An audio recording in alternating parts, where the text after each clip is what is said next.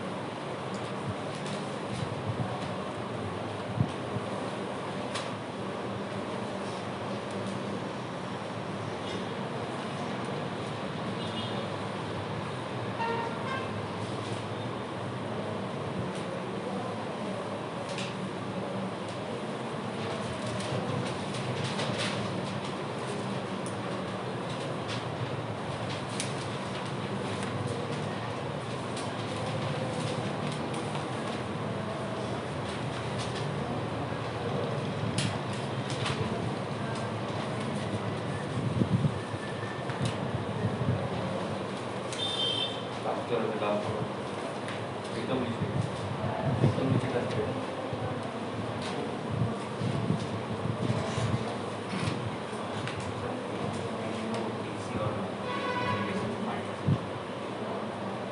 Direct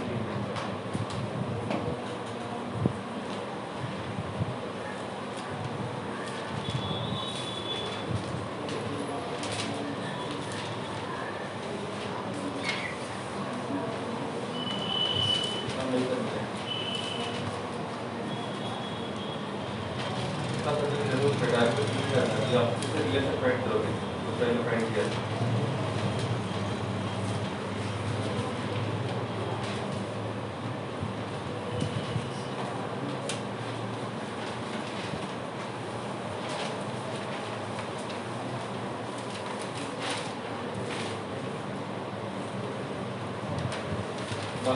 आगे बात करो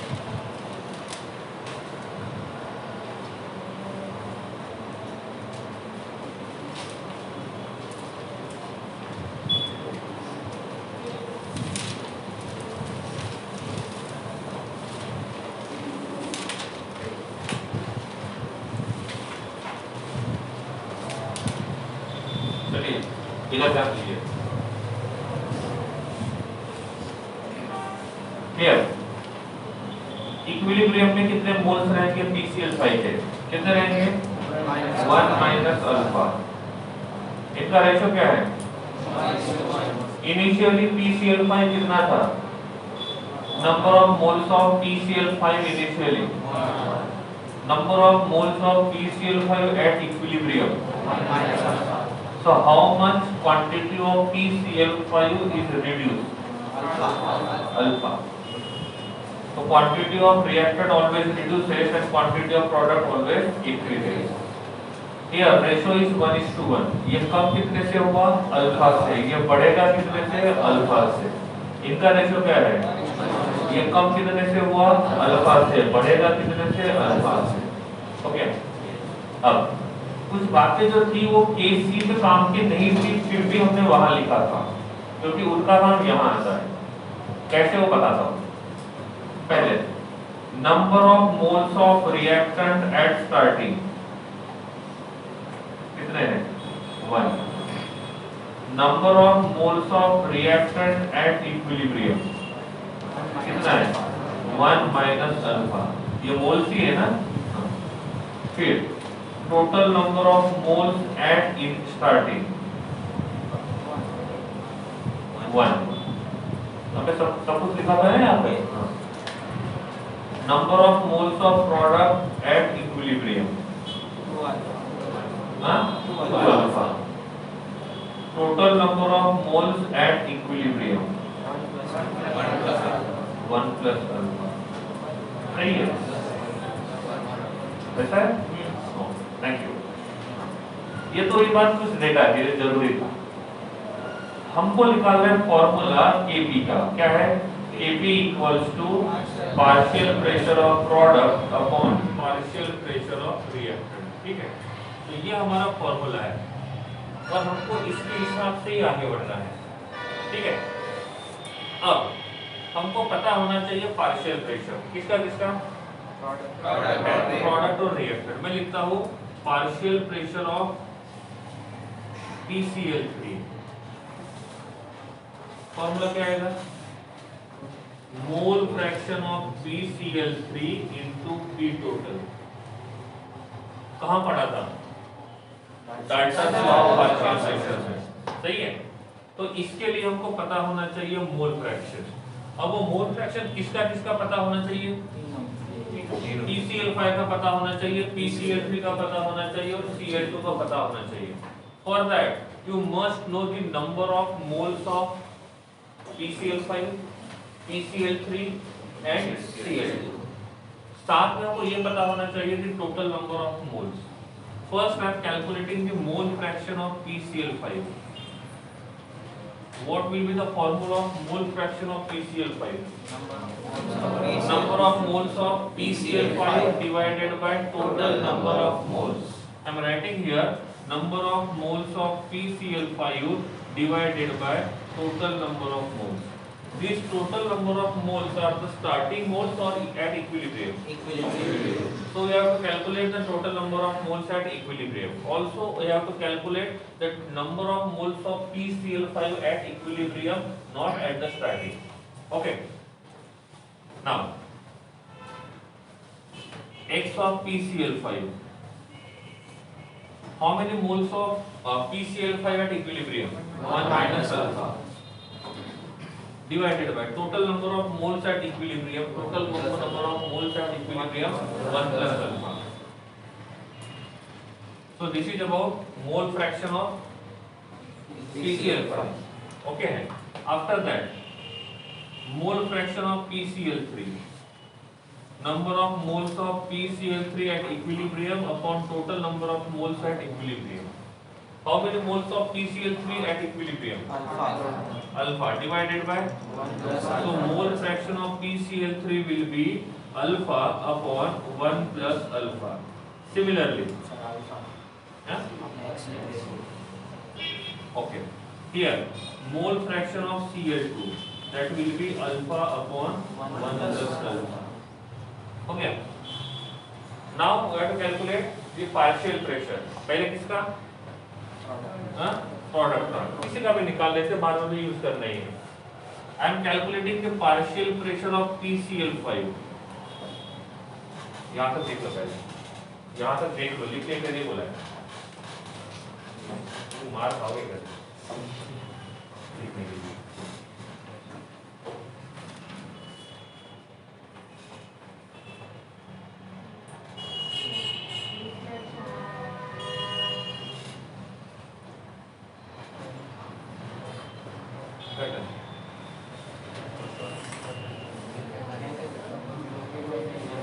अभी भी है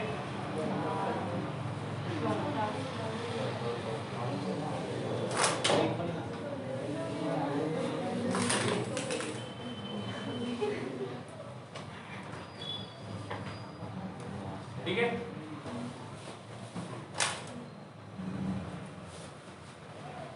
ओके, क्या फाइंड किया यहाँ तक? यहाँ तक क्या फाइंड किया? Mole fraction. ठीक है, अब ढूंढते हैं पार्शियल प्रेशर. क्या है formula? Mole fraction into P total. Mole fraction of PCl5 कितना है? 1 minus alpha upon 1 plus alpha into P total. Okay, what is the mole fraction of PCl3? Alpha upon 1 plus alpha into P total. What is the partial pressure of Cl2? Alpha upon 1 plus alpha into P total. हो गया. अब हमको लिखना होगा final formula to calculate the P Kp. So what is the formula of Kp? Kp equals to partial pressure of product one है PCl3 into partial pressure of Cl2 divided by partial pressure of PCl5 power 1 1 1 और 1. हो गया.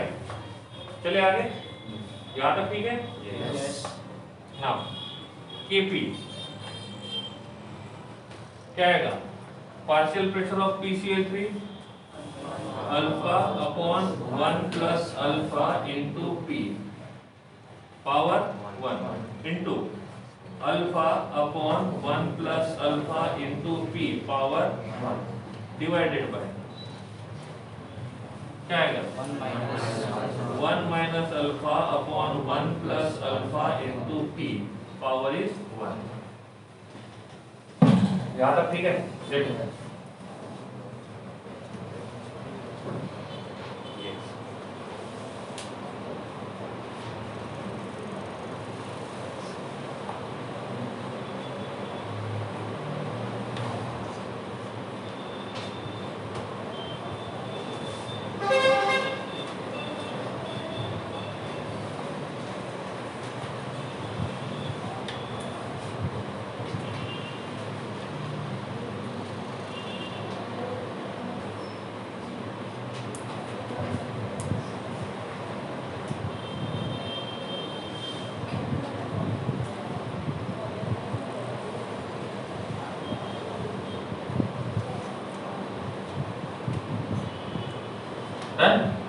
चले आगे. Kp क्या होगा? 1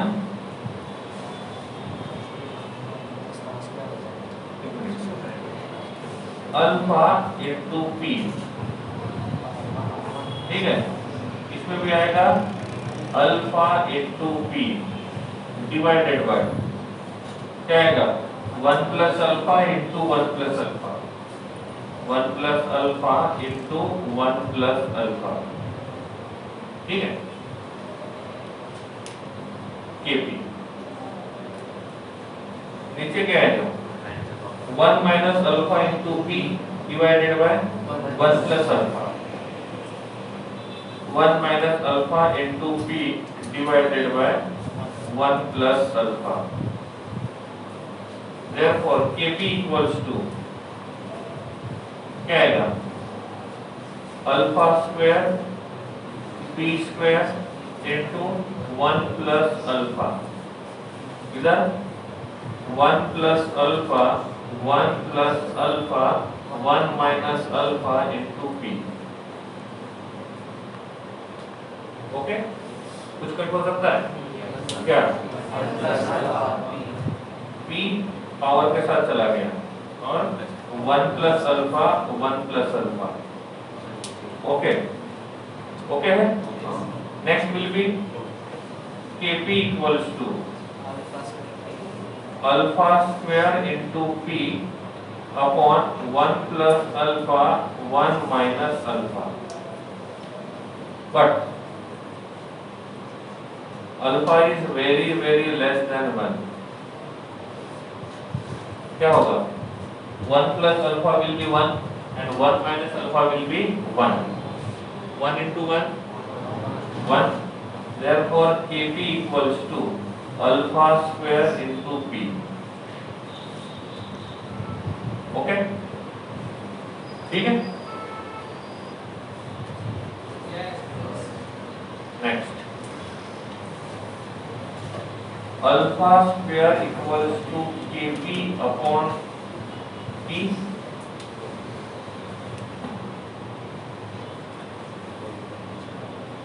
okay. Therefore alpha square is inversely proportional to p, therefore alpha is inversely proportional to root of p। तो जब Kc find करते हैं तो अल्फा और वॉल्यूम का रिलेशन मिलता है, और जब हम लोग Kc के जगह Kp यूज करते हैं तो हमको अल्फा और प्रेशर का रिलेशन मिलेगा। तो क्वेश्चन बन गया, ये इक्वेशन दिया है और इस इक्वेशन में अल्फा और प्रेशर इन दोनों का रिलेशन एक दूसरे के साथ क्या रहेगा, ठीक है। एक बार देख लो, पहले कुछ स्टेप नहीं समझा तो पूछना है।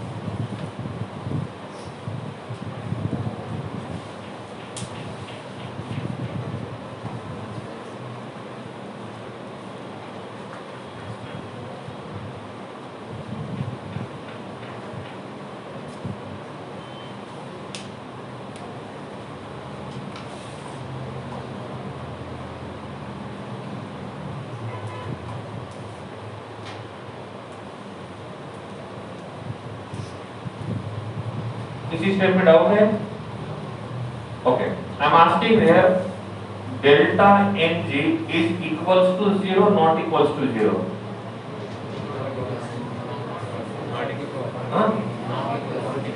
Delta Ng stand for number of moles of gaseous product minus number of moles of gaseous reactant।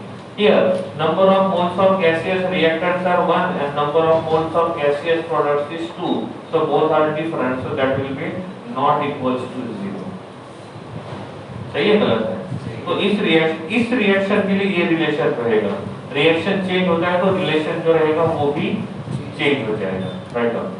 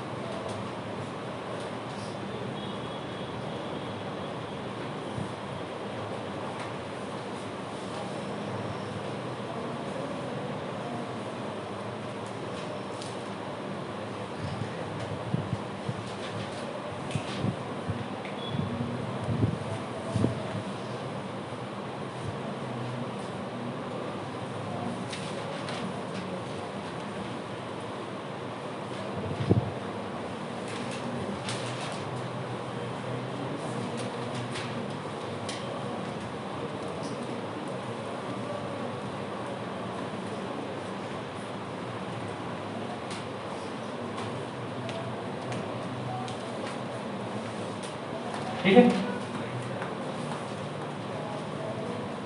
Next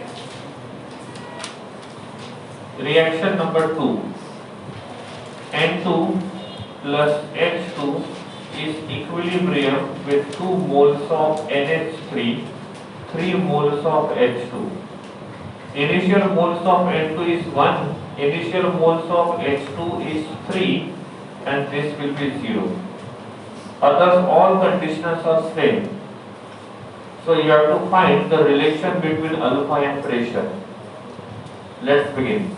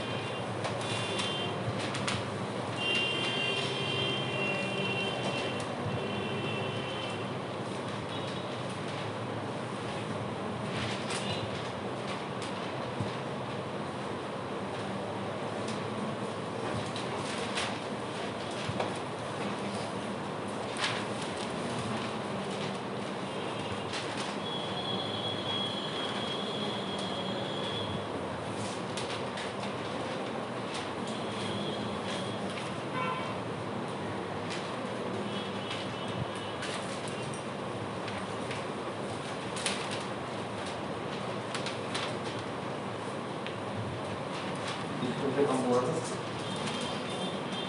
reactant कम होगा।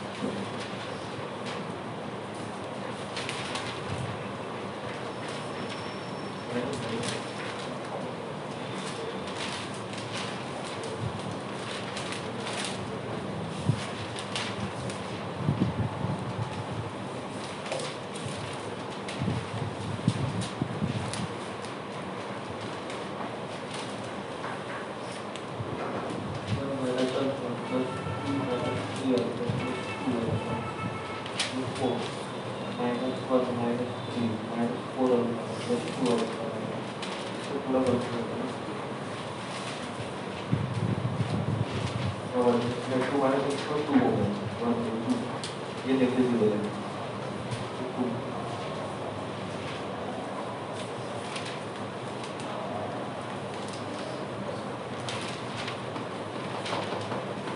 हो जाएगा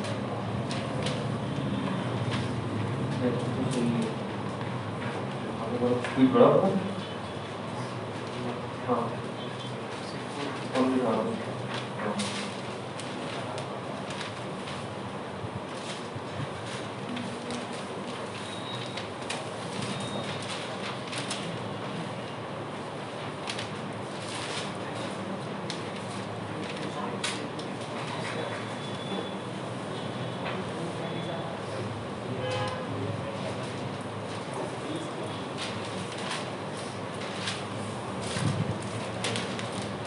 ये 1 बनेगा ये 2 बनेगा ये 1 बनेगा alpha is very very less than 1 ये 1 बनेगा ये 1 बनेगा ये 2 बनेगा नंबर निकालो नंबर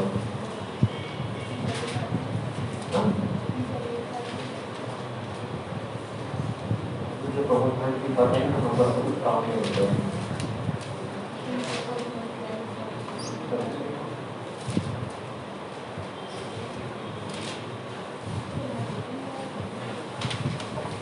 ठीक है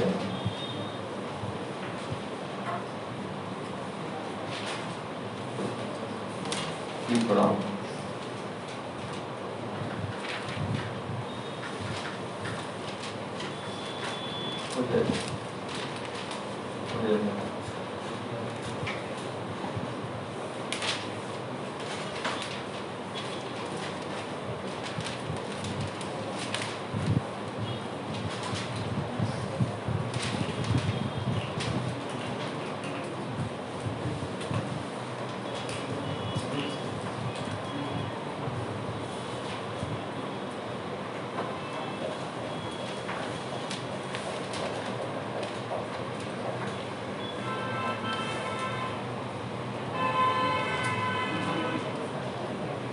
ये भी करूँगा इसमें 2 बचेगा अल्फा नेग्लिजिबल है 2 बचेगा अल्फा नेग्लिजिबल है 2 बचेगा अल्फा नेग्लिजिबल है 1 बचेगा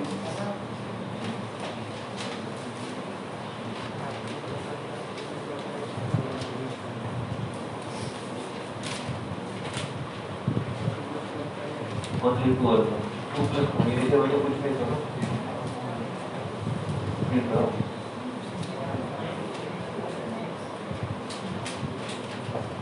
पहले से मेरे के लिए कितना था और बड़ा कितने से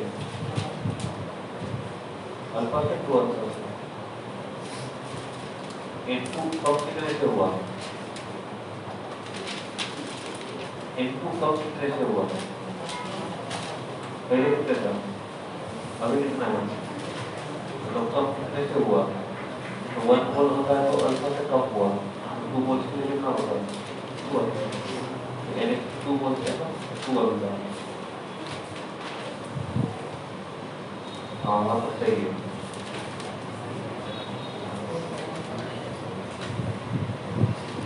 शायद हाँ आपका पता है हाँ हाँ उसको सॉल्व करना होगा सॉल्व करने के बाद दिया सॉल्व कर लो उसको हाँ सॉल्व करो एक बार पूरा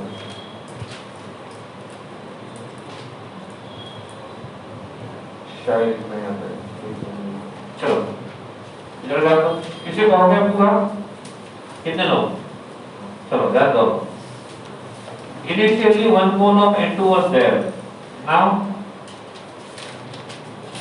degree of dissociation is alpha so this will be 1 minus alpha initial moles of N2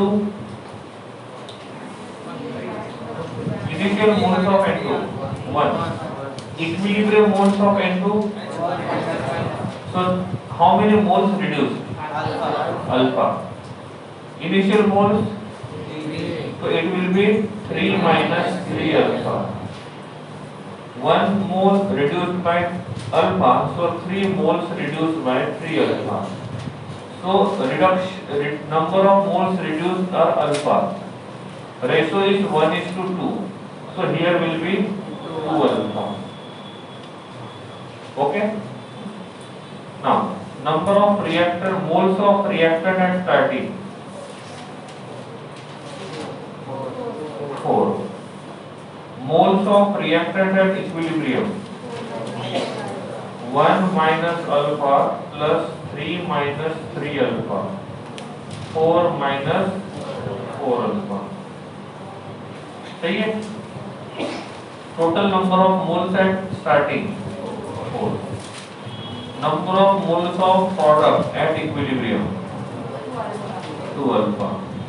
Total number of moles at equilibrium 1 minus alpha plus 3 minus 3 alpha plus 2 alpha.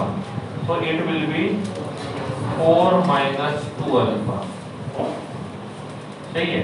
हमको Kp ढूंढना है तो हमको मोल फ्रैक्शन पता होना चाहिए. Kp के लिए पार्शियल प्रेशर पता होना चाहिए, पार्शियल प्रेशर के लिए मोल फ्रैक्शन पता होना चाहिए, मोल फ्रैक्शन के लिए मोल्स पता होने चाहिए. तो first calculate the mole fraction of N2. Formula will be moles of N2 divided by total moles.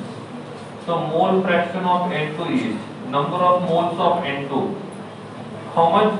1 minus alpha. Total mole 4 minus 2 alpha. Okay. Next, mole fraction of H2.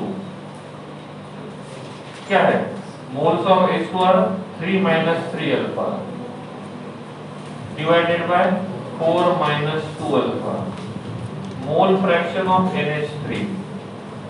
Moles कितने हैं? 2. So this will be 2 alpha upon 4 minus 2 alpha. क्या निकाल लिए? Mole fraction. याद देख लो.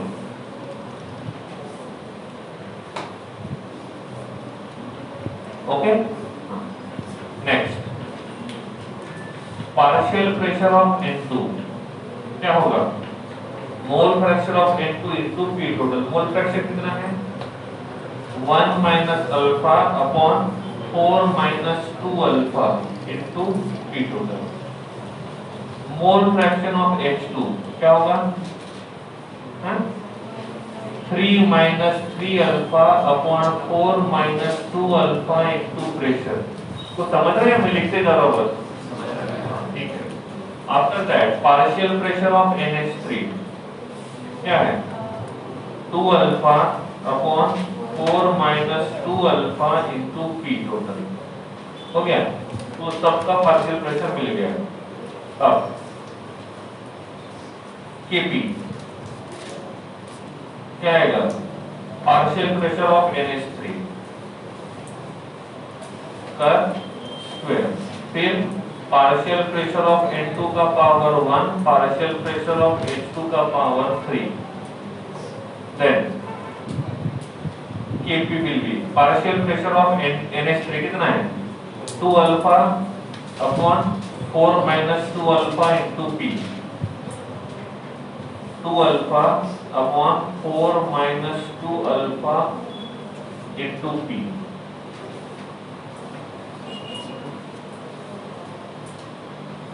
फिर कौन आएगा? Partial pressure of N2. How much? 1 minus alpha upon 4 minus 2 alpha into P power 1. इधर 2 आएगा ना? Okay. Then partial pressure of H2 कितना है? 3 minus 3 alpha upon 4 minus 2 alpha into P का पावर 3. डन. अब जो पावर है उनको सबको काट देते हैं. Kp क्या आएगा? 4 alpha square into P square upon 4 minus 2 alpha square. सही है? ओके. इधर 1 minus alpha into P divided by 4 minus 2 alpha into क्या आएगा? 3 माइनस 3 अल्फा का पावर 3 इंटू प्रेशर का पावर 3 इंटू 4 माइनस 2 अल्फा का पावर 3। एक बार देख लो।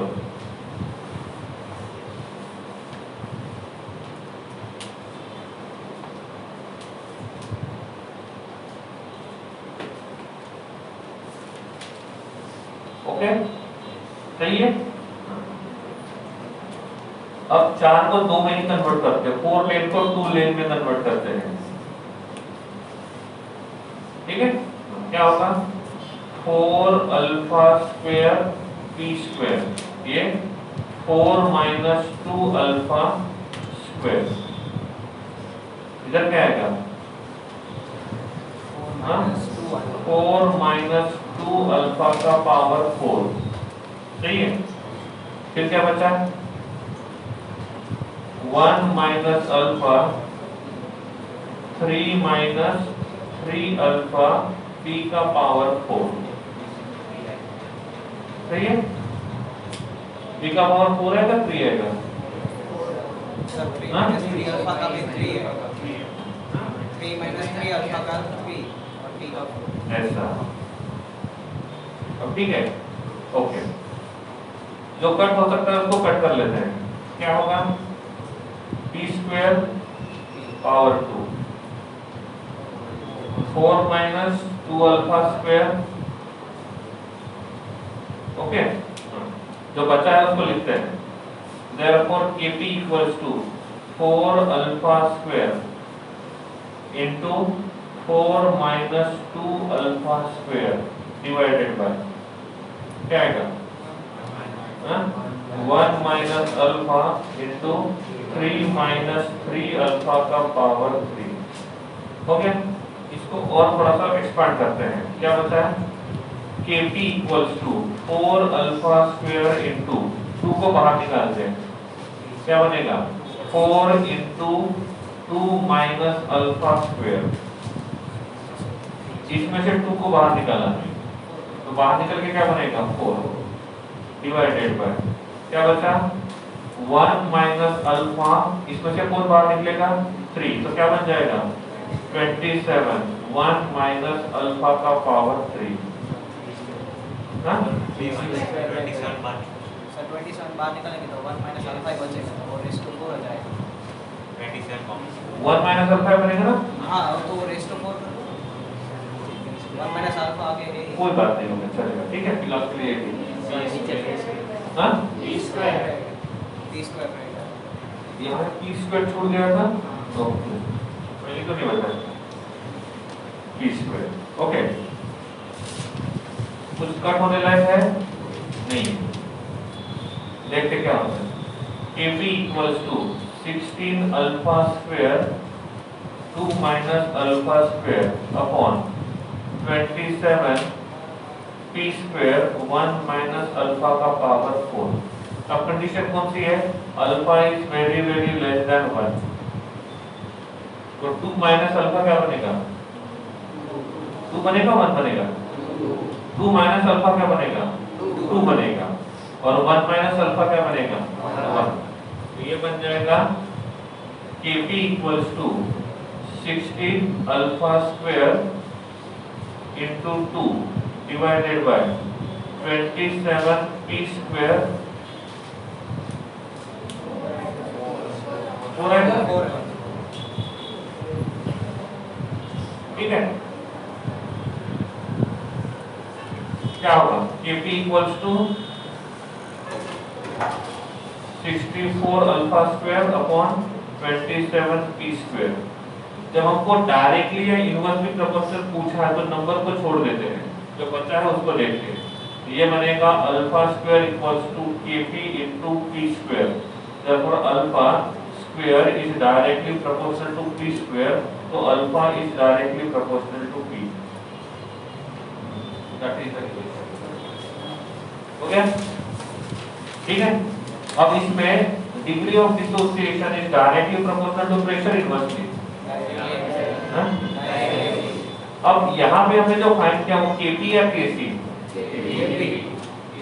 अब इस क्वेश्चन में उन्होंने बोला है अल्फा का और प्रेशर का रिलेशन फाइंड करो, तो अल्फा और प्रेशर का रिलेशन मिल गया। अब उन्होंने क्वेश्चन को ज्वाइन कर दिया और एक और बात पूछी है, relation between alpha and volume. दो ऑप्शन आपके पास है, रिपीट करो। या तो हमको पता है pressure and volume both are inversely proportional, common sense है, कॉमन सेंस।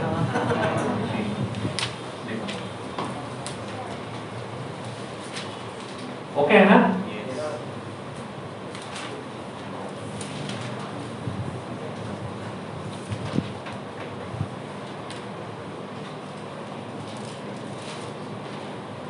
तो फटाफट इसको कंप्लीट करो। तो यू नो फटाफट, That's good.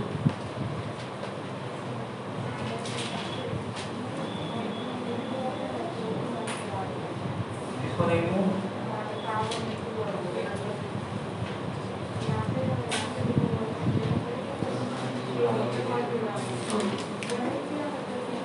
इसको कोइंसिडेंट बोलते हैं, लेकिन ये कोइंसिडेंट हमेशा नहीं होता, इसलिए उसको हम लोग कोइंसिडेंट कहते हैं।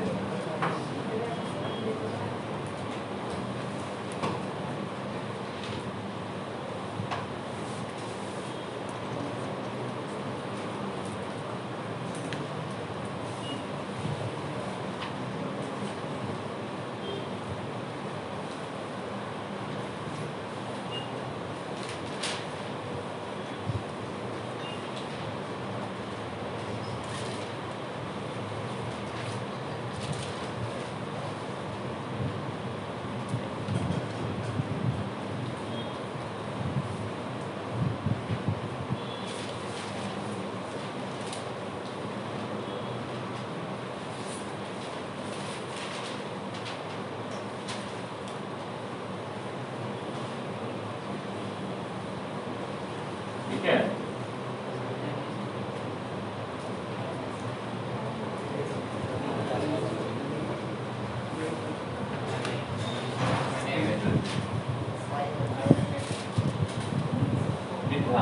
चैप्टर शुरू किया।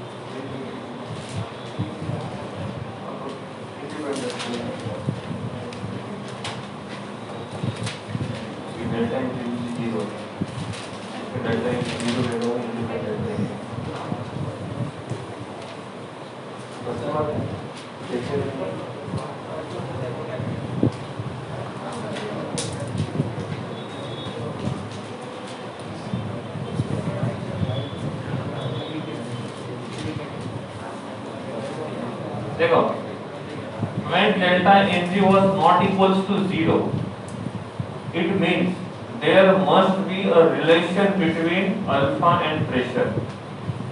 Whenever in any reaction delta Ng will be 0, it means number of moles of gaseous reactant and number of moles of gaseous products will be same.